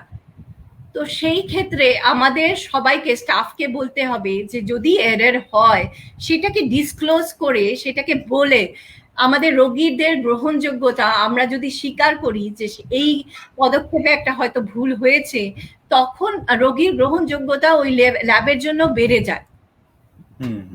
হয়তো হিস্টোপ্যাথোলজি রিপোর্ট বা বায়োপসি রিপোর্টে হয়তো রোগী একটা ভুল ধারণা হয়, কিন্তু আমরা যদি ল্যাবের তরফ থেকে বুঝি যে ভুল হয়েছে, সেটাকে স্বীকার করে নেওয়ার প্রবণতাটা, সেইটার জন্যই ল্যাবের স্টাফকে বলা যে লিডারশিপ, যেটা আমাদের লিডারশিপের মধ্যে এটাকে ডিসক্লোজ করা, যে we should disclose promptly, immediately পেশেন্টকে, রোগীকে বলা যে এটা হয়তো ভুল হয়েছে, আমরা অ্যামেন্ডেড রিপোর্ট দিচ্ছি। তো উন্নত বিশ্বের সঙ্গে আমাদের এইটা একটা প্রবণতার পার্থক্য দেখা যায়। আমরা ভুল পেলেও আমরা অনেক কিছু ভাবি, যে আমরা ইমোশনাল অনেক কিছু ভাবি, তারপরে ডিসকাশন করি, অনেক কিছু সময় নষ্ট করে নিই ইনস্টিটিউশনাল পলিসি। তো কিন্তু অ্যাপোলজি যদি আমরা চাই রোগীর কাছে, যে ভুল হতেই পারে, যে কোনো ক্ষেত্রে ভুল হতে পারে, সেটা অনেক বেশি গ্রহণযোগ্য। আর এরকম না। আরেকটা প্রশ্ন করি, সেটা হচ্ছে যে এই যে ভুল কমিয়ে আনার ক্ষেত্রে তো আমরা সব পক্ষেরই কথাই বললাম, কিন্তু আমার রোগী হিসেবেও তো কিছু দায়িত্ব আছে। যেমন আমরা কিছু একটা ফ্যাক্ট অ্যানালাইজ করার চেষ্টা করি। একটা পেশেন্ট আমার কাছে আসলো আমার এখানে স্যাম্পল দিতে, কিন্তু সেই প্রথমেই বলে দিল যে আমি যখন তাকে প্রথমে ঢুকতে সালাম দিলাম, সে আসলো, সে একটা ভাবসাব নিয়ে বললো যে আমার আসলে এত সময় নাই আপনার এখানে দাঁড়ায় থাকার, আপনি আমাকে তাড়াতাড়ি করে দেন। এই যে তার একটা অ্যাংসাসনেস বা সে একটা মানে অস্থিরতা তার মধ্যে কাজ করছে, সেরকম অনেকগুলো ফ্যাক্টর কিন্তু আমার স্যাম্পলিং এর মধ্যে বা রেজাল্টের মধ্যে ইফেক্ট করতে পারে। আমি জানি এখানে আপনার এটা আরো অনেক ধরনের হয়তো অ্যানালাইসিস আসতে পারে, বাট আমি কোয়েশ্চেন যেখানে করতে চাচ্ছি সেটা হচ্ছে আমি রোগী হিসেবে আমার কি করণীয় যে ভুলটা যদি আমি কমাতে চাই আমার সাইড থেকে? প্রথমত আমরা যখন হাসপাতাল, যে কোনো, এটা মানে রোগী হিসেবে না, যে কোনো আমাদের অ্যাজ এ হিউম্যান বিং হিসেবে আমাদের যেটা করা উচিত, আমাদের লাইফে কখনো আমরা কাজ করতেও থাকবো, আমাদের পার্সোনাল লাইফও থাকবে, প্রফেশনাল লাইফও থাকবে। আমরা সবসময় যদি এংজাইটি বা স্ট্রেসটাকে রেখে সবকিছু কোনো কাজ করি, সেই কোনো কাজের মধ্যেই বাধা আসতে পারে, ইন্টারফারেন্স হতে পারে। সেটা লাইফের ক্ষেত্রেও যেমন সত্য, সব ক্ষেত্রেই সত্য। সেইখানে গিয়ে যে প্যানিক ক্রিয়েট করা, যে কোনো ল্যাবে গিয়ে, যে আমার অনেক সময় ভিভিআইপি সিনড্রোমও হয়, হয়তো সে ভিভিআইপি, তো গিয়ে বললো যে না আমি এত বড় ভিআইপি, আমার টেস্ট অন্য রোগীদের ওই করে কিউ না করে সে এসে বললো না আমার এখন টেস্ট করো। সেই ক্ষেত্রে কি হলো, যে ফ্লেবোটমি, সে ঘাবড়ে যায়, ওই যে প্যানিক একটা ক্রিয়েট করে, ওই যে এংজাইটি রোগী যে ক্রিয়েট করে, সেটা অনেক সময় যে ওরা তো মানে যে কোনো মানুষ, ওরা তো মানুষ, আমার আপনার মতোই মানুষ, সেই জিনিসটা যদি ক্রিয়েট করা হয়, যে এংজাইটিটা, সে হয়তো ঘাবড়ে গিয়ে সে হয়তো লেবেলিং এর ভুল করতে পারে, বা সে হয়তো স্যাম্পল কালেকশনের সময় হয়তো হিমাটোমা ফর্মেশন হয়ে যেতে পারে, কালেকশনে যেমন টর্নিকুয়েটটা বাধা কি করে দরকার, সেটার জন্য পটাশিয়াম রিপোর্ট হতে পারে। তারপরে এরকম যেমন বললাম যে একটা রোগী, যেমন হাসপাতালে ভর্তি রোগী, সে যদি অ্যাংজাইটি ক্রিয়েট করে, অনেক সময় ফ্লেবোটমিস্ট গিয়ে হয়তো ভেইন পাচ্ছে না, বা সে খুব স্ট্রেস ক্রিয়েট করে, আরে তোমরা বারবার আমাকে নিডল ফোটাচ্ছ, সে হয়তো গিয়ে যেই ওইতে আইভি ক্যানুলা আছে যেখান থেকে ড্রিপ চলছে, সেই সেম হাত দিয়ে নিয়ে নিচ্ছে। তো সেই প্যানিক সিচুয়েশনটা রোগীর ভূমিকা ভীষণ গুরুত্বপূর্ণ। আমরা যেমন হোম কালেকশনও যায়, ফ্ল্যাবোটমিস্ট যায়, গিয়ে হোম কালেকশন করে, বাড়ির আবহাওয়া যদি এংজাইটি করে রাখে, আরে তাড়াতাড়ি করো আমাকে বেরোতে হবে, তুমি তাড়াতাড়ি কালেকশন করে চলে যাও, সেই ক্ষেত্রে হয়তো সুগারের মানে বারকোড লেবেলিং এ পেস্টের ভুল হতে পারে, যে কোনো ক্ষেত্রে ভুল হতে পারে। তো আমাদের ভাবতে হবে আমি যার সঙ্গে ডিল করছি সেও একজন মানুষ। তো রোগীর ভূমিকা এই ক্ষেত্রে অতিশয় গুরুত্বপূর্ণ। যেমন আমি বললাম যে ড্রিপের হাত থেকে এত ফ্লেবোটমিস্ট অনেক সময় ভয় পেয়ে যে বারবার খোঁচাতে হবে, ড্রিপের হাতে হয়তো ভেইন প্রমিনেন্ট, ওই হাত থেকে নিয়ে নিল, সেইটা একটা প্রবণতা। মানে সেই জিনিসগুলো রোগী হিসেবে আমার দায়িত্ব কম নয়, কারণ এইগুলো যে প্রি অ্যানালাইটিক্যাল স্যাম্পল কালেকশনে অনেক কিছু ভুল হতে পারে। আমি যে বললাম ল্যাবে ভুল হওয়া ভীষণ অসম্ভব বলতে গেলে, 7% বা 13%, সেটাও আমরা দেখি না, সেটা হচ্ছে একটা খতিয়ান। ল্যাবে ভুল অনেকটা, কারণ কি ইনস্ট্রুমেন্ট, ভালো ইনস্ট্রুমেন্ট, সফিস্টিকেটেড ইনস্ট্রুমেন্ট, সব প্রক্রিয়াটা ইন্টারফেস, অটোমেটেড প্রক্রিয়া, টোটাল ল্যাব অটোমেশন কেউ করছে, আর্টিফিশিয়াল ইন্টেলিজেন্স, তারপরে এলআইএস ইনফরমেশন সিস্টেম গুলো ভালো কাজ করছে। তো ল্যাবে ভুল হওয়া খুব ভেতরে অ্যানালাইসিসে ভুল হওয়া খুব মুশকিল।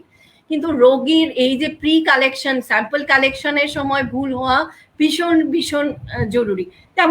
যেমন ড্রাগ অফ এবিউজ টেস্টিং করে, অনেক সময় কি করে রোগী, যে হয়তো urine drug of abuse testing করতে গিয়ে অন্য একটা স্যাম্পল দিয়ে দিল। সেই ক্ষেত্রে পেশেন্ট মানে যে কালেক্ট করতে গেল স্যাম্পলটা, সে কতটা কি করতে পারে।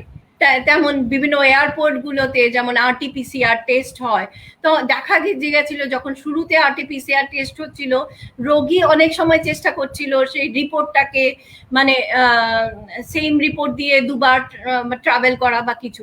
এইগুলো অনেক ক্ষেত্রে দেখা গেছে যে প্রথম দিকে, এখন তো কোডিং এর মাধ্যমে মানে ধরা পড়ে যাবে, এখন সম্ভব না, কিন্তু ওই প্রথম দিকে দেখা গেছে এইগুলো সমস্যা ছিল। তো সেই ক্ষেত্রে রোগীর ভূমিকা, যে কারেক্ট স্যাম্পল দেওয়ার জন্য রোগীর ভূমিকা হচ্ছে প্রথমে সবচেয়ে বেশি গুরুত্বপূর্ণ। আচ্ছা ম্যাডাম, একটা কঠিন প্রশ্ন করি, সেটা হচ্ছে ইরর কি জিরোতে আনা সম্ভব? এরর জিরোতে, আমি যেমন বললাম, এরর জিরোতে আনা, শূন্যের কোঠায় সত্যি আনা ভীষণ চ্যালেঞ্জিং। যে কোনো বিশ্বের যে কোনো ল্যাবের ক্ষেত্রে আপনি বলুন যে উন্নত বিশ্বের সবচেয়ে বিখ্যাত ল্যাব, এরর হয় না, বছরে একটা এরর হয়নি, বা 0 বা 0.001 বা সামথিং, এটা সত্যি কথা বলতে কি, তাহলে মানে আমাদের ধারণা করা উচিত ডিসক্লোজার প্রপারলি হচ্ছে না, যে ওইটা ডিসক্লোজ করছে না ল্যাবের তরফ থেকে।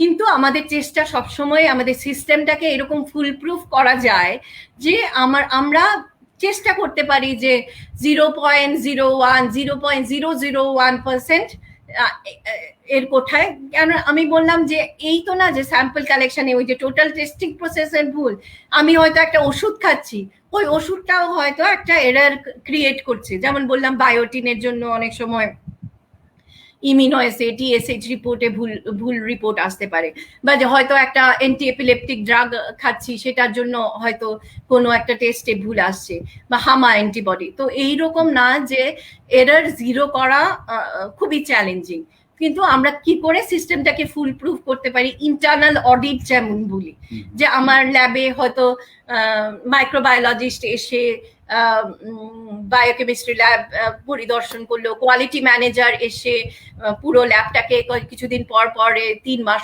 পর ইন্টারনাল অডিট করলো, বা 6 মাসে ইন্টারনাল অডিট প্রোটোকল সেট করলাম।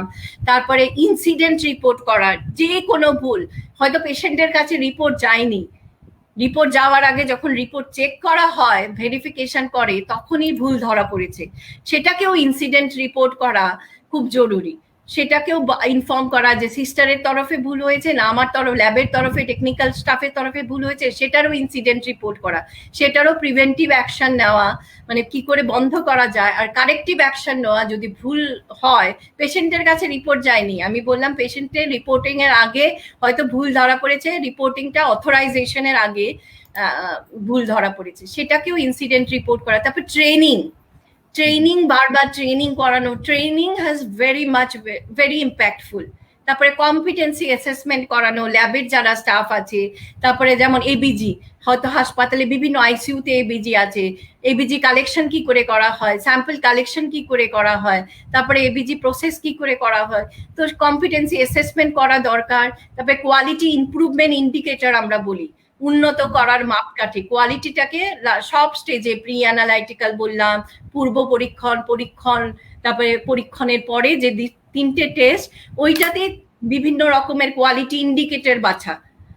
তারপরে ওইটা পেশেন্টের ফিডব্যাক নেওয়া, রোগীর ফিডব্যাক নেওয়া খুব জরুরি, ওইটাকে আমরা অ্যানালাইসিস করা, ওই ডেটাটাকে, রোগী কি খুশি আমাদের ল্যাবের রিপোর্টে, বা রোগী কোথায় দেখছে যে কোথায় অসন্তুষ্ট, সেইটাকে অ্যানালাইজ করা ভীষণ জরুরি। তো সব স্টেজে কোয়ালিটি ইন্ডিকেটর। তারপরে ওই যে কনফিডেন্স, বিভিন্ন পলিসিস, প্রোটোকল, প্রসিডিওর, তারপরে গাইডলাইন্স স্পেসিফিক রাখা উচিত আমাদের অবজেক্টিভ। সেটাকে আপনি বটম আপ অ্যাপ্রোচও বলতে পারেন, টপ ডাউন অ্যাপ্রোচও বলতে পারেন। সেটাতে আপনার যে সবচেয়ে নিম্নতম স্টাফ, এইচসিএ হাউসকিপিং স্টাফ, সেও কমেন্ট করতে পারে এই পলিসিগুলোর ব্যাপারে, তেমনি আপনার যে ল্যাব ডিরেক্টর, সেও কমেন্ট করতে পারে। তো ওই bottom up approach, top down approach, delegation of work, reassuring that primary goal, সবাইকে রিঅ্যাসিওর করা, ল্যাব স্টাফদের রিঅ্যাসিওর করা, সেই লিডারশিপ রোলটাকে। আর যদি এরর রিপোর্ট করা হয়, এরর রিপোর্টের কি কি মানে নো ফল্ট মডেল বলে এরর রিডাকশনের জন্য সেটাকে প্রোটোকলটাকে ফলো করা। তারপরে 6 সিগমা আমরা বলি, প্রসেস এক্সেলেন্স বলি, সেফটি অডিট বলি, স্যাম্পল অডিট বলি, কম্পিটেন্সি অ্যাসেসমেন্ট, তারপরে রেফারেন্স ইন্টারভাল, যেমন দেখা যায় রেফারেন্স ইন্টারভালে কাট অফে লিপিডের যেমন এলডিএল এর কাট অফ চেঞ্জ হয়ে যাচ্ছে, বিভিন্ন দেশে বিভিন্ন রকমের কাট অফ ইউজ করছে, ভেরি হাই রিস্ক গ্রুপের কাট অফ বিভিন্ন হচ্ছে, high sensitive troponin I A যেমন দেখা গেছে মেল ফিমেলে কাট অফ ডিফারেন্ট, অনেকে সেটা ফলো করছে না। হারমোনাইজেশন উইথ দ্য লোকাল স্ট্যান্ডার্ড, যে বাংলাদেশের স্ট্যান্ডার্ড কি সেটার সঙ্গে হারমোনাইজ করা, উইথ দ্য ল্যাবের স্ট্যান্ডার্ডের সঙ্গে হারমোনাইজ করা, তারপরে ইন্টারন্যাশনাল বডিগুলোর সঙ্গে, college of American pathologist, international federation of clinical chemistry lab medicine, তারপরে American association of clinical chemistry, এগুলোর সঙ্গে ইন্টারন্যাশনাল লেভেল থেকে, লোকাল লেভেল থেকে, ন্যাশনাল লেভেল, সব লেভেলে হারমোনাইজ করা আমাদের এফার্টকে, and for key areas define করা, বিভিন্ন কি এরিয়া গুলো নিয়ে ওইটা। হ্যাঁ বলুন। মানে একটা প্রশ্ন করি, মানে কনক্লুশন যেটা পেলাম সেটা হচ্ছে জিরো আসলে সম্ভব না, এই তো? অনেকগুলো ফ্যাক্টর জড়িত যার কারণে সম্ভব না। ম্যাডাম একটা যদি কোয়েশ্চেন করি সেটা হচ্ছে, তার মানে হচ্ছে আপনারা কন্টিনিউস চেষ্টা করেন যে ল্যাবের কোয়ালিটিটাকে 100% অ্যাকুরেসিটা চেষ্টা করেন, বাট 100 হয়তো বিট করতে পারেন না। নাম্বার 1। নাম্বার 2 হচ্ছে ম্যাডাম, এই যে ল্যাবের কোয়ালিটি এনশিওর করা, বা এই জায়গাতে আপনারা আসলে কি করেন আপনাদের জায়গায়? তো এই যে বিভিন্ন ইন্ডিকেটর গুলো বললাম, যে স্যাম্পল অডিট করে বিভিন্ন ইন্ডিকেটর গুলোকে পরিমাপ করা, বিভিন্ন আমরা যদি স্যাম্পল অডিট করি, স্যাম্পল অডিট মানে একটা স্যাম্পল যখন ক্লিনিশিয়ান অর্ডার করছে, সেখান থেকে আবার ক্লিনিশিয়ানের কাছে যখন রিপোর্ট যাচ্ছে, তো একটা জেসিআই যেটা বলে না, আমরা আমাদের হসপিটাল যেমন কোকিলাবেন ধীরুভাই আম্বানি হসপিটাল, 4টা অ্যাক্রিডিটেশন আছে, যেমন এনএবিএল বলি, কলেজ অফ আমেরিকান প্যাথোলজিস্ট, তারপরে এনএবিএইচ আর JCI, joint commission international. So 4টা, দুটো ইন্টারন্যাশনাল আর দুটো ন্যাশনাল অ্যাক্রিডিটেশন। তো ওই অ্যাক্রিডিটেশন এজেন্সি গুলো ওরা এসে একবার অ্যাক্রিডিটেশন করে যাচ্ছে, কিন্তু আমরা যদি ওদের ভরসায় বসে থাকি যে ওরা একদিনের জন্য বা দুদিনের জন্য এসে অ্যাক্রিডিটেশন করছে, বা ক্লিনিক্যাল ট্রায়ালের জন্য অ্যাক্রিডিটেশন করছে বা অডিট করছে, ওদের ভরসায় বসে থাকলে হবে না। আমাদের দেখতে হবে আমাদের ইন্টারনালি যে আমাদের যে ল্যাব স্টাফ, ওদের রেসপন্সিবল হতে হবে, ওদের স্যাম্পল অডিট করতে হবে।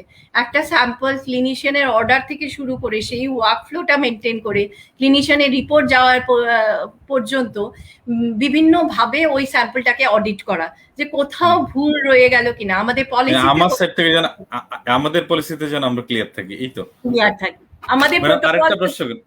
আরেকটা প্রশ্ন করি, এই যে অডিটের কথা বললেন, বা এখানে কিন্তু একটা ফ্যাক্ট যদি অ্যানালাইজ করার চেষ্টা করি, সেটা হচ্ছে প্রত্যেকটা ল্যাবই বলে যে আমি খুব ভালো, আবার আমার ওই বোর্ড গুলা যখন আসছে অডিট করার জন্য, তখন কিন্তু তার আগে পরে কিছুদিন আমরা খুব ভালো থাকি। কন্টিনিউয়াস যেটা কাজ সেটা হয়তো সবাই খুব একটা করে না। তাহলে কোয়েশ্চেনটা হচ্ছে এখানে যে ম্যাডাম, আমি যখন বলছি যে আমি ভালো, বা সবসময় যে আমি এই ঢোল পেটাচ্ছি যে আমি ভালো, আসলে ভালো মানে ল্যাবের ক্ষেত্রে ভালো ডেফিনেশন বলতে কি বোঝায়, মানে এক্সাক্ট ডেফিনেশন কি? আমি কখন একটা ল্যাবকে ভালো বলবো, কখন একটা ল্যাবকে খারাপ বলবো? অ্যাক্রিডিটেশন তো, বা অ্যাক্রিডিটেশন বোর্ড বা এখানে যারা অডিট করেন তাদের তো আলাদা একটা ডেফিনেটলি একটা মার্জিন আছে, কিন্তু আসলে মানে স্ট্যান্ডার্ড বলতে কি বোঝায়? ইন্টারন্যাশনাল স্ট্যান্ডার্ড, অ্যাক্রিডিটেশন ডেফিনেটলি একটা ফ্যাক্টর এখানে। অবশ্যই অ্যাক্রিডিটেশনটা যেমন আপনি বললেন একটা স্ট্যান্ডার্ড, কিন্তু অ্যাক্রিডিটেশন আমি যেমন প্রথমেই বললাম, অ্যাক্রিডিটেশনের ওপর ভরসা করে ওই যে আপনি বললেন যে অ্যাক্রিডিটেশনের আগে কিছুদিন পরে কিছুদিন সজাগ হয়ে যাওয়া, সেটা কখনোই গ্রহণযোগ্য নয়। প্রথম আমাদের যে স্ট্যান্ডার্ড সেটা হচ্ছে রোগীর গ্রহণযোগ্যতা, সেটা হচ্ছে আমাদের ফোরমোস্ট প্রায়োরিটি, যে রোগীর গ্রহণযোগ্যতা। সেকেন্ড আমাদের স্ট্যান্ডার্ড প্রায়োরিটি হচ্ছে ক্লিনিশিয়ানের গ্রহণযোগ্যতা। আমাদের যে ডাক্তার আমাদের রোগীকে পাঠাচ্ছে সেই ক্লিনিশিয়ান আমাদের জন্য কাছে কতটা কমফোর্টেবল ফিল করে, সে কোনো যদি তার জিজ্ঞাসা থাকে, সে কতটা আমাদের কাছে ওপেন, ক্লিনিশিয়ানের গ্রহণযোগ্যতা। আর তৃতীয় হচ্ছে অ্যাক্রিডিটেশন তৃতীয় নম্বরে আসে। ISO 15189 অ্যাক্রিডিটেশন, যেটা ন্যাশনাল লেভেল অ্যাক্রিডিটেশন বা লোকাল লেভেল অ্যাক্রিডিটেশন, সেটা তৃতীয় নম্বর। আর চতুর্থ নম্বরে international accreditation, like college of American pathologist বা অন্য কোনো অ্যাক্রিডিটেশনে যদি যেতে হয়। কিন্তু ওইগুলোই প্রথম পরিমাপের প্রথম মাপকাঠি নয়। রোগীর গ্রহণযোগ্যতা আমাদের প্রথম মাপকাঠি, দ্বিতীয় হচ্ছে আমাদের মাপকাঠি হচ্ছে ক্লিনিশিয়ানের গ্রহণযোগ্যতা। আর সেই ক্ষেত্রে আমরা যারা ল্যাবে আছি, ল্যাবের ফিজিশিয়ান আছি, যে ল্যাবের আমাদের খুব দরকার আমাদের নিজেদের আপডেট করা। ক্লিনিশিয়ানদের সঙ্গে এই যে ওয়েবনার, আপনি যেমন ফেসবুক লাইভ করছেন, তেমনি ওয়েবনার হচ্ছে। আপনি যেমন কিছুদিন আগে দেখলাম যে রিউমাটোলজি এবং আরেকটা ক্যান্সার পেশেন্ট নিয়ে কথা বলেছিলেন। তো সেইগুলো খুব জরুরি, পেশেন্টের ফিডব্যাক নেওয়া, ক্লিনিশিয়ানের ফিডব্যাক নেওয়া। যেমন একটা ছোট্ট স্টোরি বলি, একটা বাচ্চা তার হঠাৎ এপিলেপটিক সিজার হয়েছে। তো আমাদের কি হয়, জার্নাল বোর্ড বসে, নিউরোলজিক্যাল জার্নাল বোর্ড। তার সব রিপোর্ট গুলো মানে নেগেটিভ এসছে, কিছু MRI এ ধরা পড়ছে না, কোনো টেস্টের মাধ্যমে ধরা পড়ছে না। এটা 2 বছর আগের ঘটনা। তখন জার্নাল বোর্ডে যখন বসলো, তখন আমরা জাস্ট নিউরো ইমিউন মার্কার গুলো শুরু করলাম। তখন ওই বাচ্চাটার ওই সিমটমসটা দেখে আমার মনে হলো যে ওইটা NMDA রিসেপ্টর এনসেফালাইটিস হতে পারে, অটো ইমিউন এনসেফালাইটিস। তো আমি জার্নাল বোর্ডে বললাম, যদিও ওই টেস্টটা খুব মানে অনেক বেশি দামি, তো দামি 2-3 হাজার টাকা, মানে ইন্ডিয়ান রুপিসে। তো আমি বললাম যে ওই টেস্টটা সাজেস্ট করলাম যে ওই টেস্টটা করুন। তো lab physician has a very much impact. তখন ওরা বললো, ওরা কি করলো, কারণ যেহেতু পেশেন্ট এফোর্ড করতে পারে, ওরা সবগুলো টেস্ট দিয়ে দিল। ওরা আবার সবগুলো MRI, তারপরে নিউরোলজির যে neuro immune markers, LGI1, VGKC, CASPR2, তারপরে এগুলো বিভিন্ন নিউরো ইমিউন। তো দেখা গেল যে পেশেন্টের অনেকগুলো টেস্ট এসে গেছে। সেই ক্ষেত্রে আবার আমি বললাম যে আমার মনে হচ্ছে সেটা NMDA রিসেপ্টর, কিন্তু ক্লিনিশিয়ান যে পিডিয়াট্রিক নিউরোলজিস্টের মনে হলো না, এটা হয়তো এন্টিমগ অ্যান্টিবডি। কিন্তু আমি বললাম যে NMDA আমার পজিটিভ এলো। তো ওইটা আবার অক্সফোর্ডে পাঠানো হলো, অক্সফোর্ডের ল্যাবে, অ্যাঞ্জেলা উইলসন ল্যাবেও পাঠানো হলো। তো দেখা গেল ওইখানেও এন্টিমগ নেগেটিভ এলো, আমাদেরও নেগেটিভ এলো। তারপরে ওরা বললো যে না, ওরা কি করলো, ওরা রিসার্চ ল্যাব, তো ওরা NMDA করলো, তো NMDA পজিটিভ এলো। তারপরে যখন আমাদের ক্লিনিশিয়ানকে ইনফর্ম করা হলো, তো clinician was so overwhelmed and she felt so happy and she immediately called me. আমাকে বললো যে বর্ণালী, তুমি যেটা ভেবেছিলে এটা 2-3 বছর আগের ঘটনা, আমরা তখন জাস্ট শুরু করেছি। মানে ওই যে ক্লিনিশিয়ানের যে কনফিডেন্সটা নেওয়া, ক্লিনিশিয়ানের কাছে যে গ্রহণযোগ্যতা, যে অক্সফোর্ডের Angela Wilson is like pioneer in auto immune testing, neuro immune testing, ওর ল্যাবেও সেম এসছে। তো সেই গ্রহণযোগ্যতাটা ভীষণ জরুরি। সেই জিনিসটা যে মাইক্রোস্কোপি, এটা একটা ইমিউনোফ্লোরেসেন্স মাইক্রোস্কোপি টেস্ট, তো সেইটা সব ল্যাব টেস্টের জন্য, রোগীর জন্য, ক্লিনিশিয়ানের জন্য সেই হচ্ছে আমাদের ফরমোস্ট প্রায়োরিটি হওয়া উচিত। তারপরে ISO 15189 অ্যাক্রিডিটেশন, কারণ এই অ্যাক্রিডিটেশন প্রক্রিয়াগুলোর মাধ্যমে এদের বিভিন্ন চেকলিস্ট থাকে। বাইরের আরেকজন এসে আমাকে অডিট করে যাচ্ছে, একটা সিনসিয়ার অডিট করছে, 1 দিন 2 দিন আমার পুরো ল্যাবের সিস্টেমটাকে দেখছে। তো সেটার একটা ইম্পর্টেন্স আছে, কারণ সে ওই ব্যাপারে চেকলিস্ট অনুযায়ী মিলিয়ে সব পুরো প্রক্রিয়াটাকে সে এই না করছে না যে অ্যানালাইসিসটাকে অনলি পর্যবেক্ষণ করছে, সে দেখছে যে ল্যাবের যে ওনার, ল্যাবের যে স্পেস, ইনফ্রাস্ট্রাকচার সেটা আছে কিনা, ল্যাবে ব্যাকআপ ইনস্ট্রুমেন্ট আছে কিনা, সে সব কিছু পরীক্ষণ করছে। ল্যাবের যে টেস্ট রিপোর্ট হচ্ছে তার রেফারেন্স ইন্টারভেল ঠিক হচ্ছে, সে নিজেকে আপডেট করছে কিনা, কম্পিটেন্সি অ্যাসেসমেন্ট, ট্রেনিং এগুলোর হসপিটালে প্রপার হচ্ছে কিনা, প্রোটোকল আছে কিনা, প্রপার প্রসিজিয়ার আছে কিনা। তো সেই জন্য কোয়ালিটি নিশ্চিতকরণের জন্য ISO 15189 এর গুরুত্বপূর্ণ ভূমিকা অবশ্যই আছে। কিন্তু রোগীর গ্রহণযোগ্যতাটা আমরা সব সময় প্রায়োরিটি দিই। আগে প্রায়োরিটি দিয়ে। আচ্ছা ম্যাডাম, আমরা তো অনেক হার্ড কথা বললাম, প্রায় 1 ঘন্টা খুব আলাপ আলোচনা করলাম। আসলে আমাদের মূল ফোকাসটা ছিল হচ্ছে আমরা আসলে দিন শেষে যে যাই করি না কেন আমরা চাই যে পেশেন্টের যাতে কোনো ক্ষতি না হয়, এবং ইন্টারন্যাশনাল পেশেন্ট সেফটি ডে এর যে আজকের এই যে স্পেশাল লাইফ, আমাদের কিন্তু একদম ফোকাসই হচ্ছে যে পেশেন্ট যেন সেফ থাকে বা পেশেন্টের যেন সেফটিটা নিশ্চিত হয়। ম্যাডাম, আজকে আমাদেরকে অনেক লম্বা সময় দিয়েছেন, এজন্য আন্তরিকভাবে ধন্যবাদ। শেষের দিকে এসে আপনার কাছে শুরুতে একটা আবদার ছিল যে একটা যদি বাংলাদেশে একটা কবিতা শোনান, আমরা প্রোগ্রামটা শেষ করে দেব। আচ্ছা, আমার কি মনে আছে? আমার সেটা দেখতে হবে। আর 2 মিনিট, 2 সেকেন্ড আমাকে দিন, আমি জাস্ট দেখছি।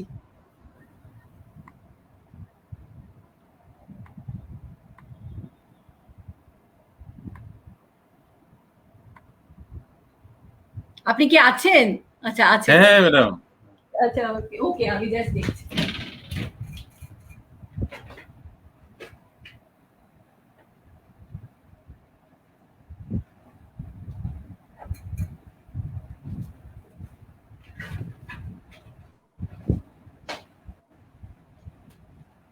আমি শামসুর রহমান দেখছিলাম, কিন্তু শামসুর রহমান আমার হাতের কাছে নেই।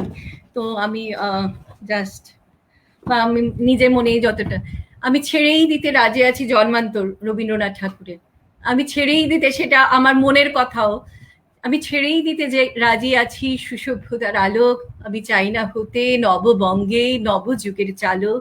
আমি নাই বা গেলাম বিলাত, নাই বা পেলাম রাজার খিলাত। যদি পরজন্মে পাইরে হতে ব্রজের রাখাল বালক, তবে নিবিয়ে দেব নিজের ঘরে সুসভ্যতার আলোক। যদিও আমরা সুসভ্যতার আলোক নেভাতে চাই না, কিন্তু আমরা চাই যে আমাদের যেমন বেসিক, আমি যেমন প্রথমেই শুরু করলাম যে আমার ছোটবেলায় ত্রিপুরায় বড় হওয়া, সেই পুকুর পাড়ের গল্প বা ওই সবকিছুর গল্প, আমাদের যেন সিম্পলিসিটিটা, আমাদের যে রুটের সঙ্গে যে আমাদের যোগাযোগ, আমাদের ওইটা যেন সবসময় আমাদের মধ্যে থাকে। আমরা যেখানেই কাজ করি না কেন, যত বড়ই হই না কেন, আমাদের যেন যে যেমন কবিগুরু বলেছিলেন যে আমি তোমাদেরই লোক আর কিছু নই, সেই মোর শেষ পরিচয়। তো সেরকমই সেটাই আমাদের যেন মধ্যে যেন এই যে ম্যাডাম আমরা ক্ষেত্রে একটা লার্নিং নিতে পারি, সেটা হচ্ছে আমরা যেন পেশেন্টের সাথে খুব দাম্ভিকতা, আমি খুব ভালো লেবে কাজ করছি বা খুব ভালো অবশ্যই, কাজ করছি, আমাদের অবশ্যই যেন কোনো ডাক্তার দাম্ভিকতা না থেকে, আসে। অবশ্যই, আমি অবশ্যই। যেন পেশেন্টের সাথে যেন আমার একদম পরিবারের একজনের হয়েই তাকে যেন ট্রিট করি বা তাকে যেন সেভাবে দিই। আমিও কালকে পেশেন্ট হতে পারি। তো সেই হ্যাঁ, জন্য সেটা খুব জরুরি যে আমি কি করে ট্রিট করছি, বা কি করে আমি পেশেন্টকে ওই করছি, মানে পেশেন্টের সঙ্গে কি করে আমি গ্রহণযোগ্য হচ্ছি। যে কালকে যদি আমার রিপোর্টে আমি ভুল না চাই, তাহলে আমি পেশেন্টকে কি করে আমি ট্রিট করব, সেটা আমাদের, সেই গ্রহণযোগ্যতাটা ভীষণ জরুরি আমাদের। ভীষণ জরুরি। ম্যাডাম, আপনাকে অসংখ্য ধন্যবাদ আমাদের সাথে থাকার জন্য। এবং আমাদের দর্শক যারা ছিলেন, আমি দেখছিলাম যে আমাদের দর্শক অলমোস্ট 70-80% কিন্তু আমাদের এট এ টাইম ছিল, মানে একবারে শুরু থেকে শেষ পর্যন্ত। So, আমার কাছে একটা জিনিস ভালো লাগছে, সেটা হচ্ছে যে আসলে দর্শক যারা আমাদের সাথে লাইভে ছিলেন, ডেফিনেটলি তারা তাদের বিষয়ে বা তাদের এই জায়গাটাতে তারা আসলে কনসার্ন, নাইলে এতগুলো মানুষ হয়তো আমাদের সাথে থাকতো না। ডেফিনেটলি কাল পরশু আমরা আর অনেকগুলো মানুষ দেখতে পাবো, বাট আমরা আসলে দিন শেষে এটাই চাই যে আমরা যেন প্রত্যেকের জায়গা থেকে নিজের দায়িত্বটা ঠিকঠাক মতো পালন করি। সেটা হচ্ছে আমি স্যাম্পল দেওয়ার সময় যেন আমি খুব অবশ্যই। ভালো আচরণ করি, এবং আমাদের যারা স্যাম্পল নিচ্ছেন বা সেবা দাতা যারা, তাদের জন্য আমরা খুব ভালোভাবে ট্রিট করি, সহযোগিতা করি। আমি যখন স্যাম্পল নিচ্ছি, আমি যেন আমার দায়িত্বটা পালন করি, আমি যখন অ্যানালাইসিস করছি, তখন যেন আমি আমার দায়িত্বটা ঠিকঠাক মতো পালন করি। দিন শেষে আমাদের আলটিমেট টার্গেট হচ্ছে পেশেন্ট সেফটি। আজকের এই লাইভে 1 ঘন্টা ধরে আমাদের সাথে থাকার জন্য আপনাদেরকে অনেক ধন্যবাদ। আমাদের বর্ণালী ধন্যবাদ। ম্যাডাম সুদূর মুম্বাই থেকে আমাদেরকে অনেক সময় দিয়েছেন, যদিও বাঙালি থাকেন তো মুম্বাই চাকরি সুবাদে, বাট ডেফিনেটলি হয়তো আজকের এই লাইভের মাধ্যমে মানুষ আছেন, আমি নাম নিচ্ছি না, কারণ প্রচুর প্রিয় মানুষ আছেন বিভিন্ন স্তরে, ওপর থেকে বিভিন্ন স্তরে ভীষণ অনেক প্রিয় মানুষ বাংলাদেশে রয়েছেন। আমি আশা করি ভবিষ্যতেও আমি যাব। আর বাংলাদেশের ছোটবেলা থেকে আমি যেমন বললাম যে বাংলাদেশ সঙ্গে আমাদের নারীর যোগ, যেমন ছোটবেলা থেকে বড় হয়েছি, তো আপনাদের যোগ দেওয়ার জন্য অনেক অনেক ধন্যবাদ। আর আমি সত্যি ওভারওয়েলমড, আর আমি অনেক ধন্যবাদ সবাইকে। আপনাকেও জাহির রাহান ভাই, আপনাকেও অনেক ধন্যবাদ, এবং সবাইকে অসংখ্য ধন্যবাদ। এপিক হেলথ কেয়ারকে ধন্যবাদ। Thank you madam. দর্শক আপনাদেরকে অসংখ্য ধন্যবাদ আপনাদের এতক্ষণ আমাদের সাথে থাকার জন্য। আর আমরা তো আপনাদের বিভিন্ন সুবিধা অসুবিধা বিভিন্ন বিষয় নিয়ে আমরা তো আপনাদের সাথে সবসময় আছি, থাকবো ইনশাল্লাহ। Madam, thank you so much. ভালো থাকবেন, সবাই সুস্থ থাকবেন, ভালো থাকবেন।